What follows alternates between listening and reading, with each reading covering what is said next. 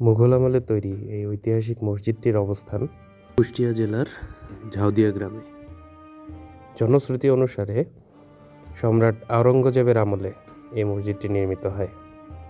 আরও একটি মতামত অনুসারে ইরাকের শাহ সুফি আদারি মিয়া ইসলাম প্রচারের উদ্দেশ্যে যখন এই কুষ্টিয়া জেলায় আসেন তখন এই মসজিদটি উনি নির্মাণ করেন।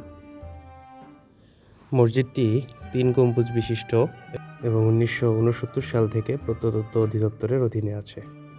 ইট, পাথর, সুরকি আর চীনামাটির তৈরি অসাধারণ সুন্দর এই মসজিদের প্রত্যেকটা কারুকাজই এখনও খুব ভালো রকম সংরক্ষিত আছে।